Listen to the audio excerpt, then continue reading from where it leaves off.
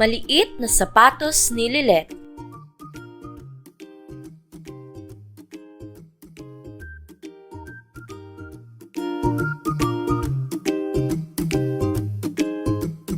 Sa isang simpleng bayan, naninirahan ang pamilya ni Lilet.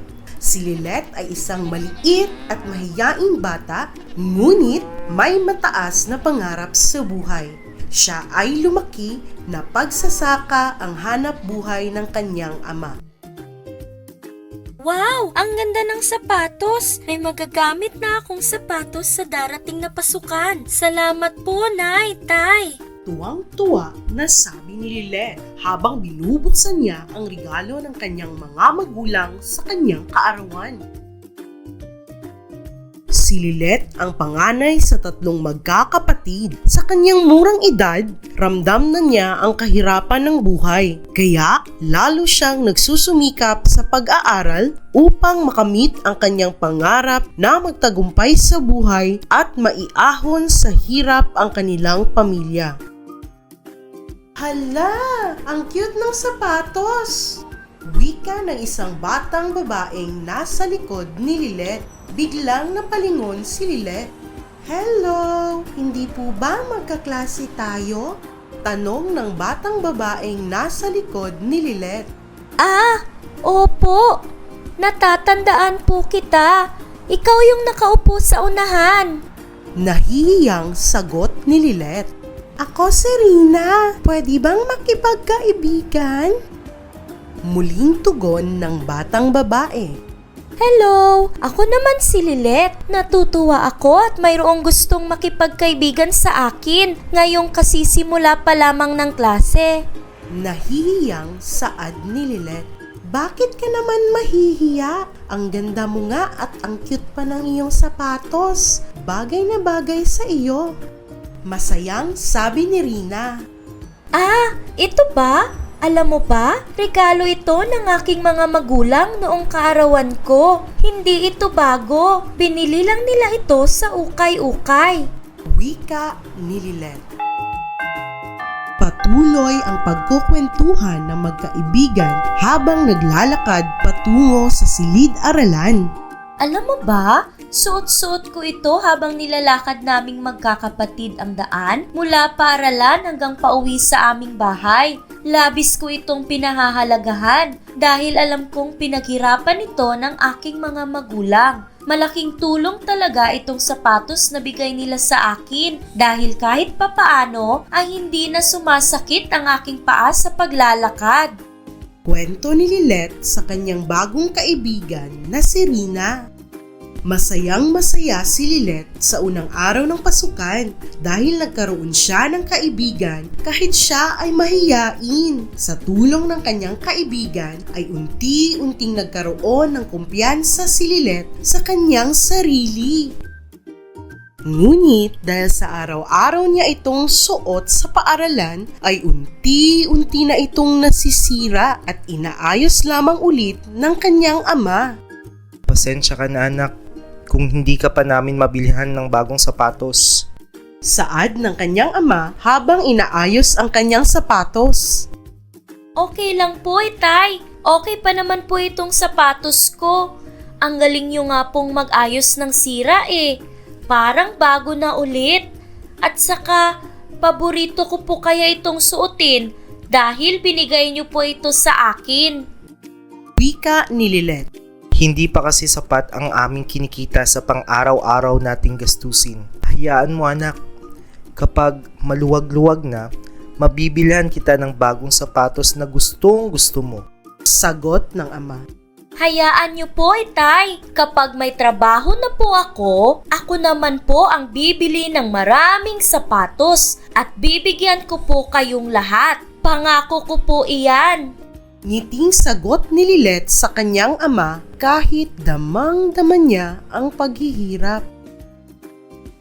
Nagsumikap sa pag-aaral si Lilet. Sa murang edad ay tumutulong na siya sa kanyang mga magulang sa paghahanap buhay. Habang naglalakad papuntang paaralan ay dala-dala niya ang isang lalagyan ng mga inaning gulay upang ito'y ibenta sa mga kabahayan na madaraanan niya. Gulay! Tay! Gulay po kayo dyan! Bili na po kayo ng sariwang gulay! Masayang sigaw ni Lilet. Minsan, binibili rin ito ng kanilang mga guro sa paaralan upang makatulong sa kanya. Ito ang naging buhay ni Lilet hanggang siya ay makapagtapos ng sekundarya.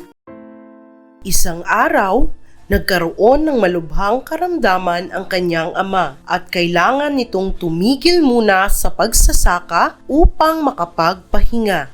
Nahirapan ang kanyang mga magulang na pag-aralin siya sa kolehiyo. Ngunit hindi ito naging hadlang kay Lilet at mas lalo pa siyang nagsumikap upang makapagtapos sa kanyang pag-aaral. Iba't ibang trabaho ang kanyang pinasukan upang matustusan ang kanilang pangangailangan. Dahil sa angking galing at talino ni Lilet, siya ay naging full scholar. Sa tuwing may bakanting oras, siya ay nagtatrabaho sa isang maliit na paggawaan ng sapatos malapit sa kanyang paaralan. Kahit mahirap at nakakapagod, masaya siyang nagtatrabaho dahil naaalala niya ang unang sapatos na ibinigay ng kanyang mga magulang noong maliit pa siya. Unti-unting natuto at nahasa siya sa paggawa ng sapatos. Kahit anong hirap ang pinagdaanan ni Lilet ay hindi ito naging hadlang sa kanya upang makapagtapos ng pag-aaral sa kursong Business Administration. Ano po ito, Itay? Tanong ni Lilet sa kanyang ama habang ibinibigay nito ang isang regalo. Buksan mo, anak. Saad ng kanyang ama. Wow! Sapatos! Natutuwang reaksyon ni Lilet. Ganyan-ganyan din ang reaksyon mo, anak, noong una ka naming binigyan ng sapatos. Nakangiting sabi ng kanyang ama. Ganitong-ganito rin po ang kulay at itsura ng sapatos na binigay niyo po noon, Itay. Hindi ko po yun makakalimutan dahil doon po ako nagumpisang mangarap. Maluhaluhang sagot ni Lilet. Oo nga, anak. Sinadya naming hanapin ang ganyang sapatos upang maalala mo muli ang iyong mga pinagdaanan gamit ang sapatos na iyon. Mabuti na lamang at hindi na iyan maliit. Lumaki na rin yung sapatos katulad mo. Pabirong saad ng kanyang ama. Noong makapagtapos ng pag-aaral si Lilet ay naghanap agad siya ng mapapasukang trabaho. Natanggap siya sa isang sikat na kumpanya na paggawaan ng sapatos. Na makapag-ipon siya ng sapat na halaga ay pagpapatayo ng sariling negosyo. Malaki rin ang naging tulong ng kanyang pagtatrabaho noon sa isang paggawaan ng sapatos dahil ito ay naging kanyang inspirasyon sa pagkakaroon ng sariling tindahan ng sapatos na ngayon ay tinatawag na Let Shoes. Natupad ni Lilet ang pangarap niya sa kanyang mga magulang na maiahon sila sa kahirapan. Marami rin siyang natulungan ng mga kababayan, lalong-lalo na ang mga bata sa paaralan na walang maisuot na sapatos. Tinutulungan din niya ang mga batang nasa bahay ampunan. Siya ay nakilala sa kanyang pagkakawang gawa. Mas lalo pang lumago ang kanyang negosyo at nagkaroon pa ito ng iba't ibang sangay. Sa ngayon, si Lilet ay masayang namumuhay kasama ang kanyang pamilya. Wow, Ninang! Ang ganda naman po ng kwento ninyo tungkol kay Lilet. Gusto ko rin pong maging katulad niya paglaki ko. Parang katulad din po ni Mami ngayon. Namimigay siya ng maraming sapatos sa mga bata dito sa bahay ampunan. Ang reaksyon ni Lily sa kwento ng kanyang ninang na si Rina. Rina, nandito lang pala kayo. Kanina ko pa kayo hinahanap. Bakit nandito pa kayo ni Lily sa loob? Magsisimula na ang ating programa sa labas. Mukhang sabik na ang mga bata na makatanggap ng mga bagong sapatos. Ang sabi ni Lilet sa kanyang kaibigang si Rina. Mami! Alam mo pa, may sinabing kwento si Ninang tungkol kay Lilet. Ang ganda po ng kwento ng kanyang buhay. Si Lily ang namuno sa pamimigay ng sapatos sa mga bata. Habang namimigay siya ng sapatos, ay may napansin siyang isang bata na nakaupo lamang sa gilid. Ito ay nasa 6 na taong gulang na, kasing edad niya. Nilapitan niya ito at nginitian. Hello! Ako si Lily. Anong pangalan mo? Tanong at pakilala nito sa batang nakaupo. Hindi sumagot ang batang babae, ngunit hindi pa rin umalis si Lily. Tinanong niya muli ang batang babae.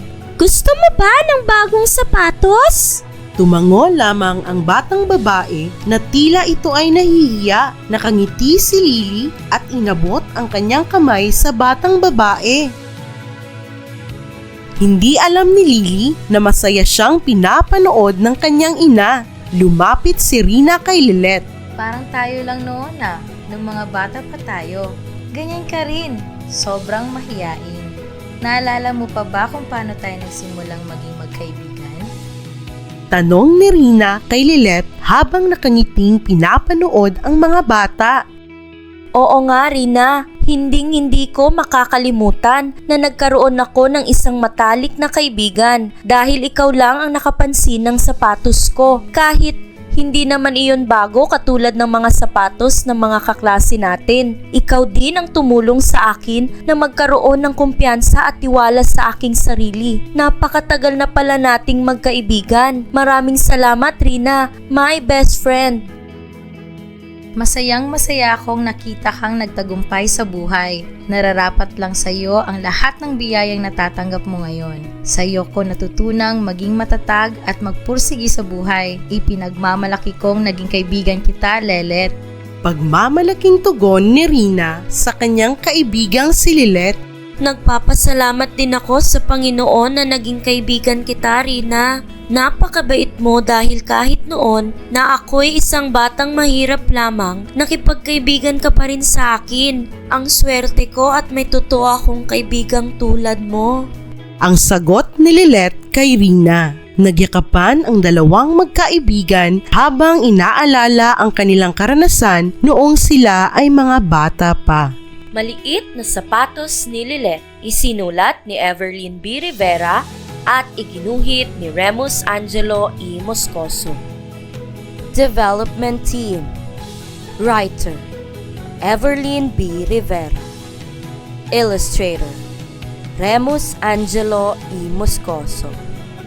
Evaluators, Ellen Joy F. Gulam, Marivic S. Miranda.